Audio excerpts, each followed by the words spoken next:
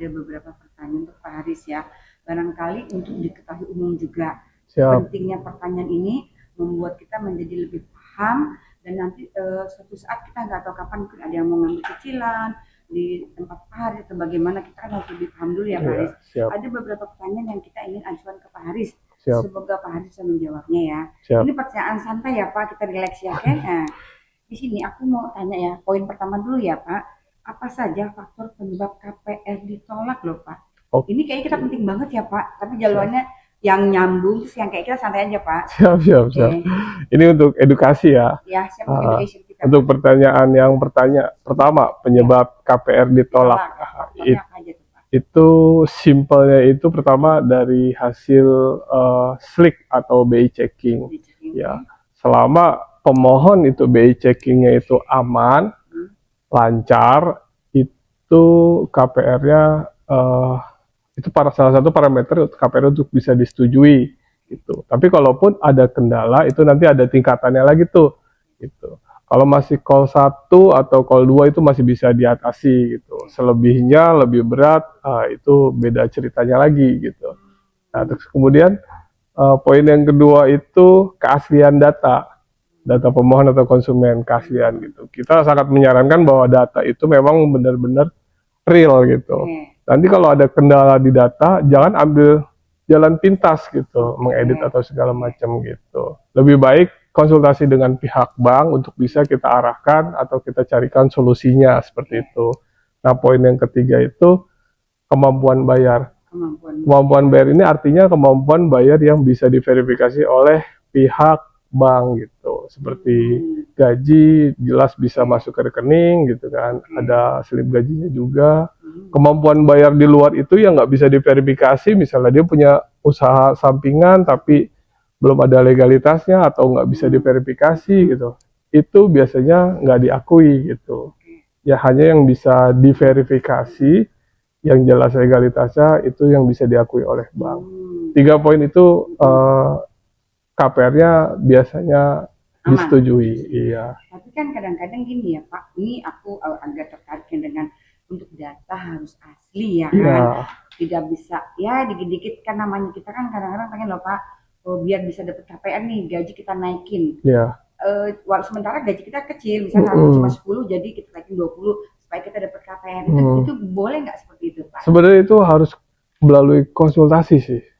Gitu. Biasa kan derma dulu lah Pak, kalau enggak kita nggak bisa dapat rumah dong, nggak gaji bisa join income lah biasanya gitu. Iya. Nah kalau cuma si bapaknya yang cari, sementara kita pengen punya rumah, kan bisa dong di markup dikit gitu kan, itu bisakah seperti itu? Sebenarnya kalau di markup itu kan nanti ada konsekuensinya gitu. Kita sarankan sih lebih baik konsultasikan dulu dengan pihak bank. Kita biar tahu dulu income-nya semua apa aja, kira-kira kita bisa bikin simulasi dulu cukup atau enggak gitu. Jangan terburu-buru untuk tergiur ambil jalan pintas kayak gitu. Kenapa? Karena nanti bisa pengajuannya bisa jadi lebih ribet ataupun malah tidak disetujui. Kita sarankan lebih baik konsultasikan dulu dengan pihak bank. Kita open untuk edukasi kok, untuk membantu gitu, memfasilitasi. Biar paham ya Pak. Siap. Oke. Nah, yang kedua, apakah bisa mengajukan KPR jika sudah punya cicilan? Contohnya kita punya cicilan mobil yang masih kurang setahun lagi, itu bagaimana Pak? Kalau dilunasi dulu atau seperti apa? Siap. Sebenarnya nggak masalah selama balik lagi ke pertanyaan yang pertama, selama dari BI checkingnya itu lancar, terus yang kedua kemampuan bayarnya itu masih mencukupi. Banyak kok pemohon itu yang sudah punya rumah lebih dari 1, lebih dari 2, bahkan pinjaman yang berjalan pun banyak. Sebenarnya nggak masalah gitu. Tetap bisa dilakukan pengajuan KPR. Nah, nanti mengenai disetujui atau tidaknya, atau disetujui tapi plafonnya full atau tidaknya, itu nanti dilihat dari kemampuan bayar dia masih mencukupi atau tidak, seperti itu. Tapi kan gini Pak, karena aku juga pernah ada pengetahuan sedikit ya. Jadi teman aku tuh mau ngambil rumah, tapi pada saat dia punya cicilan mobil, itu dia cicilan mobilnya dilunasi dulu Pak. Baru nyambung dia harus KPR bank. Itu bagaimana? Karena aku tahu kok ada yang seperti itu gitu Iya, Pak. Karena benar. tidak boleh ada 2 cicilan seperti aku. Oh Bener ya? gitu. Kalau di kita di KPR komersil itu nggak masalah. Oh, Mau ada lebih dari satu pinjaman atau dua pinjaman atau lebih itu nggak masalah. Selama kemampuan bayarnya masih masuk, itu masih mencukupi, itu masih bisa disetujui oke. gitu. Nah, ini poin terakhir ya, Pak. Tadi pertama sudah, kedua sudah. Ini nih lumayan-lumayan inti ya, Pak ya. Nah, tips agar KPR tidak ditolak itu bagaimana, Pak? Oke, Tips-tipsnya ya, Pak. Mungkin yang Bapak belum Bapak nih buat customer tuh oh paham nanti mempersiapkan diri gitu loh, Pak. benar-benar. Ini salah satu yang paling menarik ya. Mm-mm. Tipsnya itu dari saya secara simpelnya itu ada tiga. Oke, Yang pertama itu keaslian data. Jadi dokumen yang dilampirkan itu harus real konkret ya. ya, Oke. supaya nanti ketika diverifikasi oleh petugas analis itu memang sinkron semuanya. Nah, terus kemudian poin yang kedua itu komunikatif. Artinya Komunikatif. pemohon KPR itu mudah untuk dihubungi oleh pihak bank. Jadi jujur lah ya. Ya, Oke. komunikatif gitu. Kemudian komunikatif ini ada 3 poin. Pemohon, kemudian tempat dia bekerja atau kantor, dan ketiga itu kontak daruratnya atau keluarga dekat tidak serumah kayak gitu. Terus kemudian yang poin yang ketiganya itu kemampuan bayarnya. Selama kemampuan bayarnya dia dirasa cukup menurut perhitungan bank, itu biasanya mudah untuk disetujui kayak Ini gitu. yang penting banget ya. Benar. Nah, di kemampuan bayar kan tidak semua konsumen itu kan bisa kerja suami istri kan, Benar. atau bisa istri yang usaha atau suaminya, Benar. atau dua-duanya, Pak. Benar. Itu di sekitaran berapa ya? Kalau kan PTN tuh apa KPR tuh banyak ya tipe-tipe rumah. Nah, paling mentok tuh kita harus membeli berapa sih angka berapa sih? Sebenarnya kemampuan bayar itu asli itu ada 2 nih. Secara psikologi, ketika konsumen datang untuk membeli perumahan, dia ngelihat price list, ngelihat brosur, ngobrol dengan marketing perumahan atau developer. Ketika dia masih melanjutkan, itu artinya secara psikologis dia mampu gitu. Nah, kemampuan ini harus diterjemahkan ke dalam dokumen persyaratan KPR bank kayak gitu. Nah, itulah tugasnya tim marketing developer dengan pihak bank gitu. Kemampuan bayar ini ada beberapa faktor seperti yang pertama hasil BI checking. Hasil BI checking itu akan mempengaruhi ada berapa pinjaman yang masih berjalan, kemudian berapa income yang dia punya per bulannya, itu pasti akan dihitung per bulan kayak gitu. Jadi ketika pinjaman yang berjalan ini ada 1 atau ada lebih, itu pasti akan mengurangi kemampuan bayar konsumen kayak gitu. Kemudian jadi secara angka itu berbeda-beda ya, masing-masing pemohon KPR kan beda-beda. Ada yang dia belum ada pinjaman di bank lain ataupun sudah ada histori saja tapi semuanya sudah lunas gitu. Itu beda-beda tuh. Income-nya dia berapa, terus kemudian pinjaman yang berjalan berapa, pengajuan plafon KPR-nya berapa. Itu beda-beda kayak gitu. Jadi yang menentukan baik lagi kondisi konsumen itu memang berbeda-beda. Cuman secara tidak bisa sama. Secara simpelnya, ketika konsumen dia belum ada pinjaman di pihak bank manapun atau leasing, kemudian plafon KPR-nya misal 500 juta lah kita taruh gitu kan. Kemampuan dia itu di angka income dia itu di angka minim itu di angka 10 juta. Kemudian statusnya juga sudah karyawan tetap. Itu kemungkinan masih masuk. Masih bisa tercover ya? Masih bisa tercover. Kayak gitu. Jadi ada faktornya itu yang pertama tadi income konsumen. Iya, yang kedua adakah pinjaman dia yang berjalan, nanti bisa kita lihat dari BI checking. Oh, bisa kelihatan tuh dari BI Betul. checking ya, Pak. Tampil KTP udah kelihatan tuh semua. Iya. Berarti nggak bisa dibohongin dong. Apa aja tuh cicilan ya? Benar, itu yang bisa diakseptasi oleh pihak bank. Iya. Nah, di luar tapi itu yang lain nggak bisa tahu dong. nggak bisa tahu. Hanya pihak bank yang tahu. Iya. Kita di mana aja. Seandainya dia punya pinjaman ke tetangga kan nggak ada di BI checking. Pihak bank nggak tahu gitu. Terus kemudian yang ketiga itu status dia sebagai karyawan tetap atau masih kontrak, ataukah dia ASN, atau TNI Polri itu semua berbeda-beda rumus perhitungannya di Oh, bank, beda-beda ya. beda-beda. Kayak gitu. Simpelnya sih seperti itu Bu tipsnya Iya. dari Ini kita. tipsnya sangat menarik sebenarnya Pak ya. Kan kadang-kadang ada pengen banget punya rumah. Misalkan nih, poin pertama dia sudah oke. Nah, poin kedua dia sudah oke. Nah, poin ketiga ini, kayaknya yang diinti itu poin ketiga deh. Iya, Kalau poin kedua beda ya. beda. Tapi yang inti poin ketiga itu Poin bagaimana? ketiga. Seperti apa nih? Kemampuan bayar. Nah itu. Kemampuan bayar itu nanti pada kenyataannya dalam proses itu pasti ada opsi Oke. gitu. Seperti misalnya gini, ketika kemampuan bayar konsumen kurang, Iya. pihak bank itu menyetujui plafonnya tapi turun Nah kayak itu Pak, gitu. yang Nanti biasanya kalau kita pengennya plafonnya bener, pihak bank bisa kita plafonnya berapa turun kan gitu betul, kan. betul, Itu yang kayaknya takut banget gitu. betul. Kan kita bakal harus tambah dong Iya. gitu kan. Makanya nanti kita akan diskusikan nanti ketika ketemu case yang seperti ini, gitu kan. Pertama itu opsinya itu dia bisa nggak tambah income. Jadi kita gali lagi kemampuan konsumen. Punya nggak dia income tambahan? Siapa tahu dia punya usaha gitu kan. Terus kedua, ada nggak pasangannya punya income? Digabung aja jadi joint income gitu. Misalkan Atau nih pasangannya punya income tambahan. misalnya punya usaha Ya, usaha atau bisnis misalnya online misalkan. betul, atau misalnya Tapi dia kan ada harus ada itu Pak, biasanya ada rekening koran atau segala macam. bener, Itu kan bener. kalau itu nggak punya misal itu bagaimana? Itu artinya dia nggak bisa diverifikasi. Iya, harus ada dokumen untuk sesuai diverifikasi. Atau opsi yang ketiga dia bisa geser ke unit yang harganya lebih lagi ya? masuk. Lebih masuk lagi. Iya. Oke. Jadi masih ada opsi-opsi lah sebenarnya gitu. Sementara nih dia BI checkingnya bagus. Bagus. Terus SK-nya memang dia udah karyawan tetap. namanya udah bagus semua nih poin pertama poin kedua udah bagus gitu ya, udah nggak ada cicilan di mana-mana, bersih gitu. Nah kan yang intinya nih yang nggak ditolak KPR itu. Iya. Itu kayaknya yang poin ini tiga ini yang poin ketiga ini yang sebenarnya yang paling utama krusial, banget, yang krusial itu kan. Benar. Nah ini yang penting membuat supaya konsumen tahu ini loh tipsnya, data harus konkret, komunikatif, yang penting kan itu intinya ya kan ya Pak. Makanya ya harus diupayakan itu kan kemampuan bayar. Benar. Nah itu.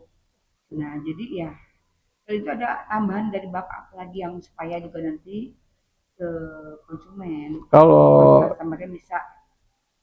Kalau dari saya pribadi sih untuk konsumen terutama buat saya juga dan teman-teman gitu kan.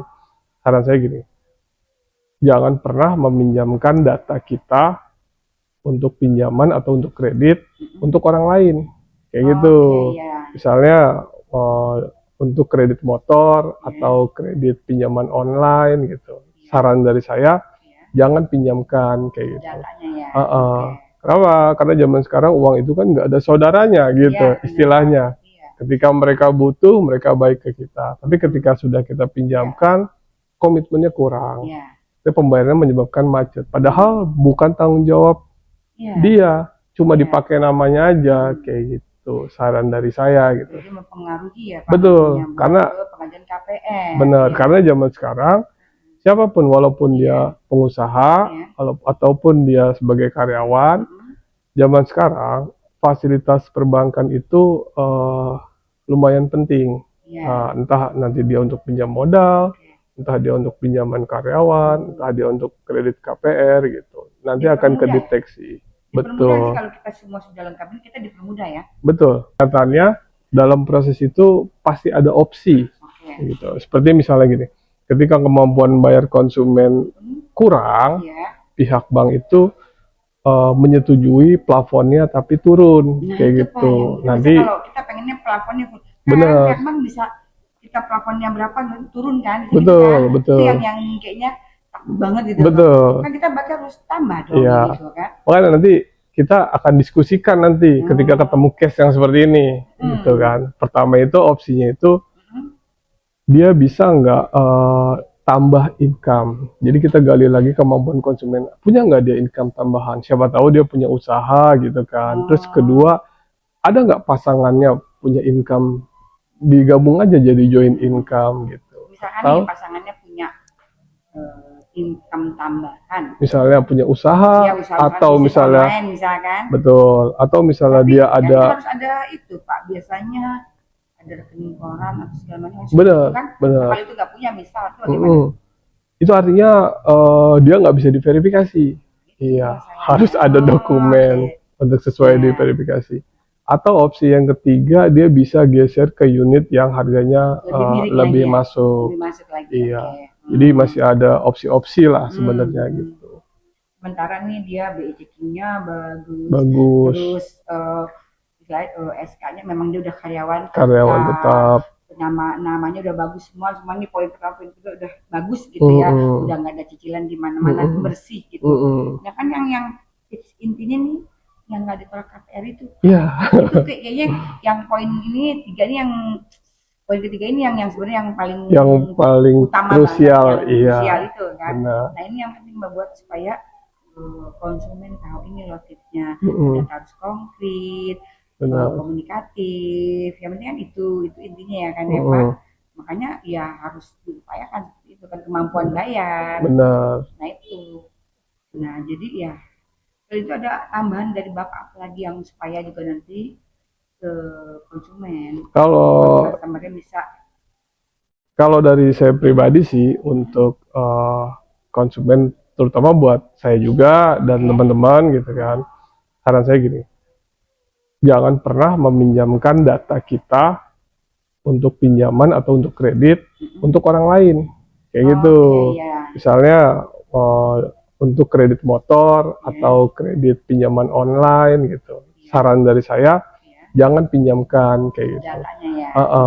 Kenapa? Karena zaman sekarang uang itu kan nggak ada saudaranya gitu, Iya, istilahnya. Iya. Ketika mereka butuh, mereka baik ke kita. Tapi ketika sudah kita pinjamkan, komitmennya kurang. Iya. Itu pembayarannya menyebabkan macet. Padahal bukan tanggung jawab Iya. dia, cuma dipakai namanya aja kayak gitu. Saran dari saya gitu. Jadi mempengaruhi ya Pak. Betul, namanya, karena pengajuan KPR. benar, Iya. karena zaman sekarang siapapun, walaupun dia pengusaha ataupun dia sebagai karyawan, zaman sekarang fasilitas perbankan itu lumayan penting. Entah nanti dia untuk pinjam modal, entah dia untuk pinjaman karyawan, entah dia untuk kredit KPR gitu. Nanti akan kedeteksi. Betul. Kalau kita semua sudah lengkap ini kita dipermudah ya. Betul, akan dipermudah. Apalagi history BI checkingnya dia banyak pinjamannya, terus sudah lunas, itu artinya pihak bank akan melihat dia itu komit kayak gitu. Ini loh Pak, sana ini kita sudah oke ya. Oh ini bagus ya, tapi kita ada cicilan, tapi kita tetap cicilan nggak pernah nunggak. Itu mempengaruhi ya? Mempengaruhi komitmen. Jadi ketika dia punya 5 pinjaman misalnya, ada 1 pinjaman yang bermasalah, tapi yang 4 pinjaman nggak bermasalah, itu akan jadi penilaian juga oleh pihak bank. Lumayan aman juga lah ya. Betul. Jadi ketika pihak bank nanti mau membantu, itu akan dibaca. Oh dari 4 pinjaman dia beres, tapi cuma 1 yang dia nggak beres. Nah, kita tanya nanti ke konsumennya, kenapa pinjaman yang 1 ini nggak beres bisa terjadi gitu. Dan seperti itu. Penambahan dari Pak Haris saja. Itu aja dari saya. Nah, terima kasih loh Pak Haris waktunya menyempatkan diri aku untuk komunikasi Pak Haris, dan Pak Haris sudah menjawab pertanyaan yang memang dibutuhkan oleh konsumen kita Pak Haris. Siap. Terima kasih waktunya Pak Haris. Siap. Next nanti kita komunikasi lagi Pak Haris, bincang-bincang lagi kayak bincang-bincang santai gini ya Pak Haris ya. Iyalah, santai aja. Biar santai, jadi kalau ada pertanyaan pun kita lebih memudahkan ya Pak Benar. Haris. Jadi kayaknya kalau tegang-tegang banget aku juga nanyanya bingung Pak. Nanti konsumen juga bingung. Jadi kita sambil ngobrol, sambil edukasi. Iya. Itu yang penting Pak, edukasi buat kita penting banget Pak. Benar. Kita dari pihak bank itu siap mensupport, siap memberikan fasilitas kayak gitu. Penting buat menyampaikan ke konsumen kan ada edukasinya. Oh iya ternyata begini. Oh ternyata mudah ya. Kita udah beringat, aduh ini ke bank susah nih nanti gini. Kenapa? Karena kita akan takut gitu loh Pak. Betul. Kan yang penting kayak di sini poin yang ketiga ini yang nanti ditolak nggak kayak gitu ya Pak. Iya. Ternyata sudah ada tips-tipsnya dari Bapak. Nah, terima kasih banyak waktunya Pak Haris. Sudah mau berbagi ilmunya sama kita. Edukasinya penting banget loh Pak. Siap. Semoga bisa membantu. Amin, terima kasih loh Pak. Pokoknya Pak siap bantu kita ya Pak ya. Siap lah. Oke, terima kasih Pak. Terima kasih Bu. Oke.